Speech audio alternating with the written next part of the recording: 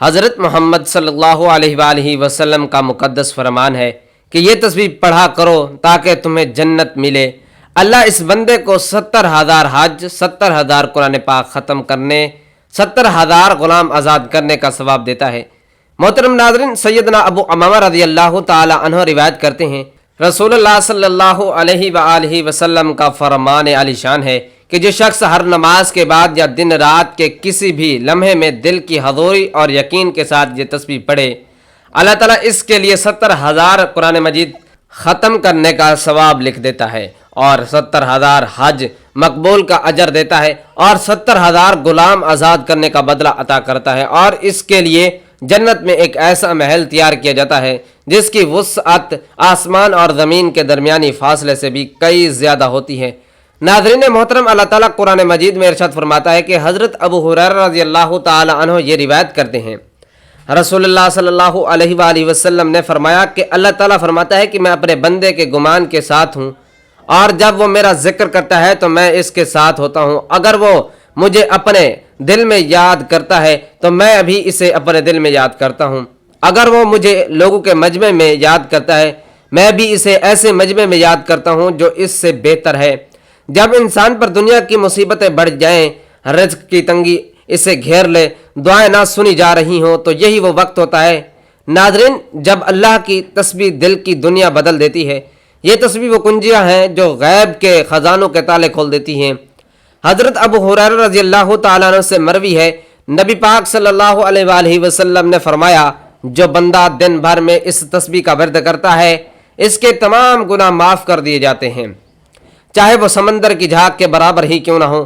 جب کسی قوم کی سرکشی حد سے گزر جاتی ہے، جب وہ نبیوں کی تنبیہات کو جھٹلانے لگتی ہے، اور جب وہ اس غلطی میں مبتلا ہو جاتی ہے کہ طاقت، دولت اور دنیاوی شان و شوکت اسے ہمیشہ بچا لے گی، تب اللہ کا قانون حرکت میں آتا ہے، تب اللہ کی پکڑ آتی ہے جو ایسی شدید اور غیر متوقع ہوتی ہے کہ وہ پوری نسل کو عبرت کا نشان بنا دیتی ہے۔ قرآن مجید میں اللہ رب العزت کا ارشاد ہے کہ ہم نے ہر قوم کو ان کے گناہوں کی وجہ سے پکڑا۔ کوئی تھا جس پر ہم نے پتھروں کی بارش برسائی، کسی کو ہم نے ایک زوردار چیخ سے ہلایا، کسی کو ہم نے زمین میں دھنسایا، اور کسی کو ہم نے غرق کر دیا۔ یہ سب کچھ ہم نے اس وقت کیا جب وہ اپنی سرکشی میں حد سے گزر چکے تھے۔ اور یاد رکھو، اللہ ان پر ظلم نہیں کرتا، وہ تو خود اپنی جانوں پر ظلم کر رہے تھے۔ اس آیت کریمہ پر اللہ تعالیٰ نے ہمیں ایک ایسا کلمہ دیا ہے جس سے تمام گزشتہ اقوام کی تباہی کو سمجھا جا سکتا ہے۔ ان کے جرائم مختلف تھے لیکن جڑ ایک ہی تھی، گناہ، نافرمانی اور اللہ کے کلمات کا انکار، جو زمین میں بگاڑ پیدا کرتا ہے اور آخر کار خود اسی بگاڑ میں فنا ہو جاتا ہے۔ ان قوموں کا انجام یہ ہے کہ ان کے محلات آج کھنڈرات بن چکے ہیں اور ان کے نام عبرت کے مثال بن چکے ہیں۔ اسی طرح اللہ تعالیٰ قرآن مجید میں ارشاد فرماتا ہے، اور نوح علیہ السلام کی قوم کا حال بھی ہمارے سامنے ہے، جب انہوں نے مسلسل 950 سال تک اللہ پاک کے پیغمبر کو جھٹلایا، مذاق اڑایا اور اپنی ضد پر ڈٹے رہے، تو ہم نے انہیں پانی کے طوفان میں غرق کر دیا۔ ان کی کشتیاں، ان کی عمارتیں، ان کے منصوبے سب کچھ پانی میں بہہ گیا۔ ہم نے انہیں اس لیے ہلاک کیا تھا کہ آنے والے لوگوں کے لیے وہ ایک نشان بن جائے۔ یہ نشانی محض ایک تاریخی واقعہ نہیں بلکہ ایک مسلسل تنبیہ ہے۔ جو اللہ کے رسول کی بات نہیں مانتا، جو اللہ کے پیغام سے منہ موڑتا ہے، وہ کتنا ہی طاقتور ہو، ایک ہی لمحے میں صفائے ہستی سے مٹ جاتا ہے۔ ہم نے ظالموں کے لیے ایک دردناک انجام تیار کر رکھا ہے۔ اس آیت کریمہ میں نشانی کا لفظ بہت اہم ہے، یعنی تباہ شدہ قومیں نہ صرف ماضی کی داستانیں ہیں بلکہ حال کے انسان کے لیے ایک کھلا پیغام ہے کہ راہ حق سے ہٹنے کا یہی نتیجہ ہے۔ مزید اللہ تعالیٰ قرآن مجید میں ارشاد فرماتا ہے، کیا ان لوگوں نے زمین میں چل پھر کر ان قوموں کی حالت نہیں دیکھی جو ان سے پہلے تھیں؟ قوم لوط، قوم عاد، قوم سمود، قوم ابراہیم کی قوم مدین والے، اور وہ بستیاں جو الٹ دی گئی، سب کی سب جب اللہ تعالیٰ کے رسولوں کو جھٹلانے پر آئے تو تباہ کر دی گئیں۔ ان سب کے پاس ان کے نبی واضح نشانیاں لے کر آئے تھے، دلائل دیے، معجزات دکھائے، صبر سے کام لیا، مگر جب قوم نے ہٹ دھرمی سے انکار کیا تو اللہ تعالیٰ نے انہیں فنا کر دیا۔ اللہ ان پر کوئی ظلم نہ کرتا تھا بلکہ وہ خود اپنی جانوں پر ظلم کرتے تھے، اور ظلم کا مطلب یہاں کسی زیادتی کرنا نہیں بلکہ اللہ پاک کی نافرمانی کرنا، اپنی آخرت کو برباد کرنا اور سچائی کو ٹھکرا دینا بھی سب سے بڑا ظلم ہے۔ یہ آیت کریمہ ہمیں یہ سمجھا رہی ہے کہ ان قوموں کی کہانی صرف عبرت کے لیے نہیں بلکہ فیصلہ کن کے طور پر قرآن مجید میں جگہ پاتی ہے۔ قوم عاد کی طاقت اور اس کا غرور اس وقت تک باقی رہا جب تک حضرت ہود علیہ السلام ان کے درمیان تبلیغ کرتے رہے۔ وہ ستونوں والے عالی شان محلات میں رہتے تھے، تیز رفتار گھوڑوں کی فوج رکھتے تھے اور اپنے آپ کو ناقابل شکست سمجھتے تھے، لیکن جب انہوں نے اپنے نبی کا مذاق اڑایا، حق کو جھٹلایا، تو اللہ تعالیٰ نے ان پر ایک زوردار اور مسلسل آندھی بھیجی جو 7 راتیں اور 8 دن تک مسلسل ان پر چلتی رہی۔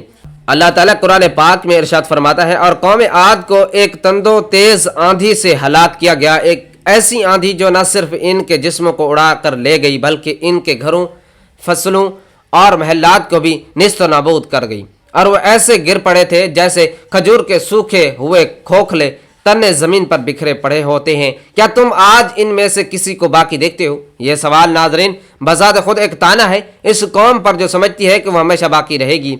یہ ہمیں بتانا چاہتے ہیں کہ جو اللہ تعالیٰ کے سامنے جھکتا نہیں وہ اس دنیا میں بھی ذلیل ہوتا ہے اور آخرت میں بھی ذلیل اور رسوا ہوگا۔ قوم سمود نے پہاڑوں کو تراش کر اپنے گھر بنائے تھے، ان کے پاس انجینئرنگ کی وہ صلاحیت تھی جس پر وہ فخر کرتے تھے۔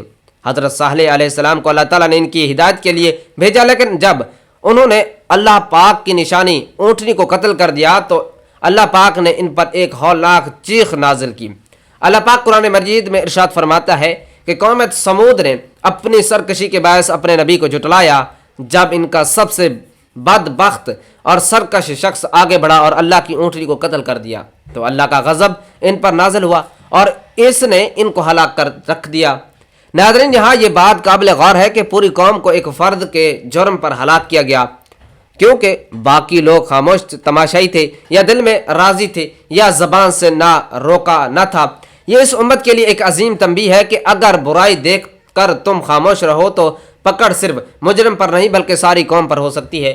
قوم لوط کی ہلاکت کا سبب محض بد عملی نہیں بلکہ فطرت سے انحراف تھا کہ بد فعالی نے انسانی معاشرے کی بنیادوں کو ہلا کر رکھ دیا تھا۔ حضرت لوط علیہ السلام نے انہیں بارہا سمجھایا مگر وہ باز نہ آئے اور نتیجہ یہ ہوا کہ آسمان سے پتھروں کی بارش ہوئی اور ان کی بستیوں کو الٹ دیا گیا۔ اللہ رب العزت قرآن مجید میں ارشاد فرماتا ہے کہ پھر ایک زوردار چیخ نے انہیں اس وقت لیا جب وہ سورج نکلنے کے قریب تھے اور ہم نے ان کے شہر کو الٹ دیا، یعنی اوپر کو نیچے کر دیا اور ان پتھروں کی بارش برسائی جو خاص طور پر نشاندہی والے تھے۔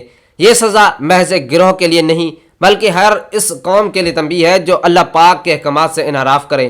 اور جب فرعون جو خود کو رب اعلیٰ کہتا تھا حضرت موسیٰ علیہ السلام کو جھٹلاتا رہا، ان کے معجزات کو جادو کہتا رہا اور بنی اسرائیل پر ظلم کرتا رہا تو آخرکار وہ اللہ پاک کی پکڑ میں آ گیا۔ قرآن مجید میں اللہ رب العزت ارشاد فرماتے ہیں کہ جب فرعون غرق ہونے لگا تو اس وقت کہنے لگا میں ایمان لاتا ہوں اس خدا پر جس پر بنی اسرائیل ایمان لائے ہیں، لیکن جواب یہ آیا کہ اب ایمان لاتا ہے حالانکہ اس سے پہلے تو نافرمان تھا اور فساد کرنے والوں میں سے تھا، اور ہم نے اس کا جسم آج کے دن کے لیے محفوظ رکھا تاکہ وہ آنے والوں کے لیے ایک نشانی بنے۔ اور حقیقت یہ ہے کہ بہت سے لوگ ہماری نشانیوں سے غافل ہیں۔ اس آیت پاک میں اللہ تعالیٰ کا عدل اور قدرت نمائندہ ہے جو نہ صرف مجرم اس کے انجام تک پہنچاتا ہے بلکہ اس کا جسم بھی باقی رکھتا ہے تاکہ ہر آنے والی آنکھ اس سے عبرت حاصل کر سکے۔ ناظرین محترم، ماں باپ کی سب سے بڑی فکر اپنی اولاد کی حفاظت اور سلامتی ہوتی ہے، اور جب وہ یہ جان لے کہ اذکار اور دعائیں ان کی اولاد کے گرد ایسی رحمت کی فصیل بناتی ہیں جن سے شیطان بھی ٹکرا کر واپس لوٹ جاتا ہے تو وہ دل سے اللہ کا ذکر کرنے لگتے ہیں۔ اللہ تعالیٰ قرآن مجید میں ارشاد فرماتا ہے، حضرت علی سے مروی ہے کہ نبی کریم صلی اللہ علیہ وآلہ وسلم نے فرمایا اپنے بچوں کو 3 چیزوں کی تعلیم دو، پہلی اپنے نبی سے محبت، دوسری ان کے اہل بیت سے محبت اور تیسری قرآن پاک کی تلاوت۔ تسبیح وہ زبان کی جنبش نہیں بلکہ ایک ایسا روحانی عمل ہے جو بندے کو اللہ کے عرش سے جوڑ دیتا ہے۔ اللہ اکبر، یہ الفاظ ہمیں یہ یاد دلاتے ہیں کہ کوئی چیز اللہ سے بڑی نہیں ہے۔ الحمدللہ شکر گزاری کا دروازہ کھولتی ہے، سبحان اللہ کہنا اللہ پاک کی پاکی کا اعتراف کرواتی ہے۔ حضور نبی کریم صلی اللہ علیہ وآلہ وسلم فرماتے ہیں کہ جو شخص ہر نماز کے بعد 33 مرتبہ سبحان اللہ، 33 مرتبہ الحمدللہ اور 34 مرتبہ اللہ اکبر کہتا ہے، اس کے سارے گناہ معاف کر دیے جاتے ہیں، اگرچہ وہ سمندر کی جھاگ کے برابر ہوں۔ بندہ جب استغفر اللہ کہتا ہے تو وہ اپنے گناہوں کی معافی مانگتا ہے، لیکن ساتھ ہی وہ اللہ کی رحمت کے دروازے بھی کھٹکھٹاتا ہے، جو اس رحمت صرف گناہوں کو مٹانے تک محدود نہیں ہے بلکہ برکت اور کشادگی کا پیغام بن کر نازل ہوتی ہے۔ نبی کریم صلی اللہ علیہ وآلہ وسلم نے فرمایا، جو شخص کثرت سے استغفار کرتا رہا، اللہ تعالیٰ اس کے ہر غم کا حل نکالتا ہے، ہر تنگی سے نجات عطا فرماتا ہے اور ایسی جگہ سے اسے رزق عطا فرماتا ہے جہاں سے بندے کا گمان بھی نہیں ہوتا۔ ناظرین، شیطان کا حملہ خاموش، مستقل اور گہرا ہوتا ہے۔ وہ نیتوں کو بگاڑتا ہے، گھروں میں فتنہ ڈالتا ہے اور دل میں وسوسے بھی بھر دیتا ہے، لیکن اللہ تعالیٰ کا ذکر اس کی ہر چال کو ناکام بنا دیتا ہے۔ رسول علیہ الصلوۃ والسلام کا فرمان عالی شان ہے، جو شخص صبح کے وقت آیات الکرسی پڑھے وہ شام تک شیطان سے محفوظ رہتا ہے، اور جو شام کو پڑھے وہ صبح تک محفوظ رہتا ہے۔ رزق صرف کمائی سے نہیں آتا، اس کی وسعت اور برکت اللہ کی رضا میں ہے، اور اللہ کی رضا اس کے ذکر میں ہے۔ نبی کریم صلی اللہ علیہ وآلہ وسلم کا ارشاد ہے، یقیناً اپنے رب کا ذکر رزق کو کھینچ لاتا ہے، جیسے پانی زمین کو زرخیز بنا دیتا ہے۔ اللہ کا قرب وہ نعمت ہے جس کے بعد کوئی اور طلب باقی نہیں رہتی ہے، اور وہ قرب جو صرف عبادت سے نہیں بلکہ مسلسل ذکر، تسبیح اور دل کی گہرائی سے اللہ کا پکارنے سے نصیب ہوتا ہے۔ رسول اللہ صلی اللہ علیہ وآلہ وسلم یہ بھی ارشاد فرماتے ہیں کہ کیا میں تمہیں وہ عمل نہ بتاؤں جو تمہارے عملوں میں سب سے بہتر ہے، تمہارے رب کے نزدیک سب سے پاکیزہ ہے، تمہیں سب سے بلند درجہ بنانے اور سونے چاندی خرچ کرنے سے بھی بہتر ہے۔ صحابہ کرام رضوان اللہ تعالی علیہ اجمعین نے عرض کیا، یا رسول اللہ ضرور بتلائیں۔ فرمایا، اللہ کا ذکر، جو شخص چاہے کہ وہ اپنے دن اور رات کو نور سے بھر دے، اپنی زبان کو اللہ کے ذکر سے معطر رکھے اور اپنے دل کو رب کی یاد سے روشن کرے، اس کے لیے اللہ تعالیٰ نے کچھ ایسے کلمات مقرر فرما دیے جن کی تاثیر نہ صرف زمین پر بلکہ آسمان تک جاتی ہے، اور وہ کلمات یہ ہیں جنہیں نبی کریم صلی اللہ علیہ وآلہ وسلم نے جنت کے خزانوں میں سے خزانہ قرار دیا، اور ان کے ورد کو 70,000 قرآن مجید کی تلاوت، 70,000 حج اور بے شمار نیک اعمال کے برابر فرمایا۔ رسول اللہ صلی اللہ علیہ وآلہ وسلم کا فرمان عالی شان ہے، جو شخص ہر نماز کے بعد دن ہو یا رات کسی بھی لمحے دل کی حضوری اور یقین کے ساتھ یہ کلمات پڑھے، سبحان اللہ والحمد للہ ولا الہ الا اللہ واللہ اکبر، تو اللہ تعالیٰ اس کے لیے 70,000 قرآن مجید ختم کرنے کا ثواب لکھ دیتا ہے، اور 70,000 مقبول حج کا اجر دیتا ہے، 70,000 غلام آزاد کرنے کا بدلہ عطا فرماتا ہے۔ اس کے لیے جنت میں ایک ایسا محل تیار کیا جاتا ہے جس کی وسعت آسمان و زمین کے درمیانی فاصلے سے بھی زیادہ ہے، اور اگر وہ بندہ اسی حالت میں مر جائے تو شہید کے ساتھ اٹھایا جائے گا۔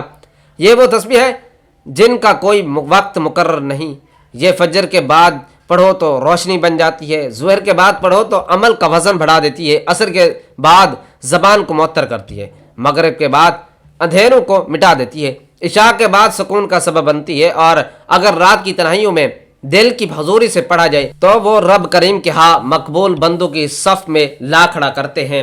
یہ تسبیحات ناظرین نہ لمبی ہے نہ مشکل ہے، نہ ان کے لیے عالم ہونا شرط ہے، نہ عربی جاننا ضروری ہے، صرف دل کا تعلق اور نیت کی سچائی مطلوب ہے، کیونکہ ذکر کا تعلق زبان سے کم اور دل سے زیادہ ہوتا ہے۔ ان کلمات میں پاکی بھی ہے، تعریف بھی ہے، توحید اور عظمت بھی ہے، مدد کی التجا بھی ہے، اور نبی پاک پر درود پاک بھی، بخشش کی دعا بھی، جنت کی طلب بھی، اور جہنم سے پناہ بھی، یعنی بندگی کا ہر رنگ، دعا کا ہر انداز اور ایمان کی ہر جہت اس میں موجود ہے۔ جو شخص ان کا ورد اپنی عادت بنا لیتا ہے وہ خود نہیں جانتا کہ وہ کب محبوب الہی بن جاتا ہے۔ فرشتے اس کے لیے دعا کرتے ہیں اور اس کا رزق کشادہ ہو جاتا ہے، اس کے غم ہلکے ہو جاتے ہیں، اس کی دعائیں جلد قبول ہوتی ہیں، اس کا دل نور سے بھر جاتا ہے، اور اس کے گناہ معاف کر دیے جاتے ہیں۔ قرآن مجید میں اللہ رب العزت ارشاد فرماتا ہے کہ میرے بندے وہ ہیں جو کھڑے بیٹھے اور لیٹے ہر حال میں مجھے یاد کرتے ہیں۔ یہ ذکر ان بندوں کا زاد رہا ہے، یہی یاد ان کا سکون ہے، یہی کلمات ان کا سرمایہ ہے، یہی تسبیح ان کا ہتھیار ہے، اور یہی اذکار ان کی حفاظت ہے۔ بس جو شخص چاہے اس کی زندگی اللہ کی رضا کے سائے میں گزارے اور اس کا ہر دن عبادت کا دن بن جائے، اور وہ ان کلمات کو ہر نماز کے بعد سوتے جاگتے چلتے پھرتے اٹھتے بیٹھتے تنہائی میں اور محفل میں ہر حالت میں اپنا ورد بنا لے۔ یہی حقیقی زندگی ہے، یہی اصل کامیابی ہے، یہی وہ راستہ ہے جو دنیا سے جنت تک، اور یہی وہ عمل ہے جس کی روشنی قبر میں ساتھ جائے گی، پل صراط پر روشنی بنے گی اور قیامت کے دن نجات کا ذریعہ ہوگی۔ اب آئیں ناظرین ذکر کرتے ہیں اس کلمے کی جو اہل ایمان کی تسبیح ہے، جسے نبی کریم صلی اللہ علیہ وآلہ وسلم نے جنت کے خزانوں میں سے ایک خزانہ قرار دیا ہے۔ ناظرین وہ تیسرا کلمہ ہے سبحان اللہ والحمد للہ ولا الہ الا اللہ واللہ اکبر ولا حول ولا قوۃ الا باللہ العلی العظیم۔ ناظرین ان الفاظ میں اللہ کی پاکی، تعریف، اس کی وحدانیت، اس کی عظمت اور اس کی مدد کا اقرار ہے۔ سبحان اللہ کہنے والا رب کو ہر نقص سے پاک جانتا ہے۔ الحمدللہ کہنے والا ہر نعمت کو رب کا عطیہ سمجھ کر شکر ادا کرتا ہے۔ لا الہ الا اللہ کہنے والا اپنی زندگی اللہ پاک کی سپرد کرتا ہے۔ اللہ اکبر کہنے والا دنیا کی ہر بڑائی کو جھٹلا کر رب کریم کی عظمت تسلیم کرتا ہے، اور لا حول ولا قوۃ الا باللہ کہنے والا اپنی بے بسی اور اللہ کی قدرت کا اقرار کرتا ہے۔ نبی کریم صلی اللہ علیہ وآلہ وسلم فرماتے ہیں کہ کیا میں تمہیں جنت کے خزانوں میں سے ایک خزانہ نہ بتاؤں؟ صحابہ کرام نے عرض کیا یا رسول اللہ صلی اللہ علیہ وآلہ وسلم ضرور بتلائیں، تو فرمایا کہ سبحان اللہ والحمد للہ ولا الہ الا اللہ واللہ اکبر ولا حول ولا قوۃ الا باللہ العلی العظیم۔ اور اسی طرح ایک اور حدیث میں آیا ہے کہ جو شخص روزانہ 100 بار سبحان اللہ الحمدللہ لا الہ الا اللہ واللہ اکبر کہتا ہے، اس کے لیے جنت میں درخت لگا دیے جاتے ہیں۔ یہ وہ کلمات ہے جو اللہ کے ہاں مقبول ہے، فرشتوں کی زبان پر جاری ہوتے ہیں، دل کو نرم کرتے ہیں اور قبر کو منور کرتے ہیں۔ ان کا ورد انسان کو اللہ سے جوڑ دیتا ہے، اس کی سوچ کو پاک کرتا ہے، اس کی نیت کو خالص کرتا ہے اور اس کے اعمال کو وزنی بنا دیتا ہے۔ اور اب ذکر کرتے ہیں اس نورانی جملے کا جو کہ بندگی کی گہرائی سے نکلتا ہے اور عرش کو ہلا دیتا ہے، وہ یہ ہے لا الہ الا اللہ واللہ اکبر وللہ الحمد۔ ناظرین محترم، یہ 3 کلمات اللہ کی وحدانیت، اس کی عظمت اور شکر گزاری کا مکمل خلاصہ ہے۔ لا الہ الا اللہ میں ایمان ہے، اللہ اکبر رب کریم کی بڑائی ہے، اور وللہ الحمد اس کا شکر ہے۔ نبی پاک صلی اللہ علیہ وآلہ وسلم کا فرمان علی شان ہے سب سے افضل ذکر لا الہ الا اللہ اور سب سے افضل دعا الحمدللہ ہے۔ تو ناظرین محترم، سب سے پہلے آپ نے حضور پاک صلی اللہ علیہ وآلہ وسلم کی ذات مبارکہ پر درود پاک پڑھنا ہے۔ درود پاک آپ کوئی سا بھی پڑھ سکتے ہیں، ایک بار ثواب کی نیت سے میرے ساتھ بھی درود پاک پڑھ لیجئے۔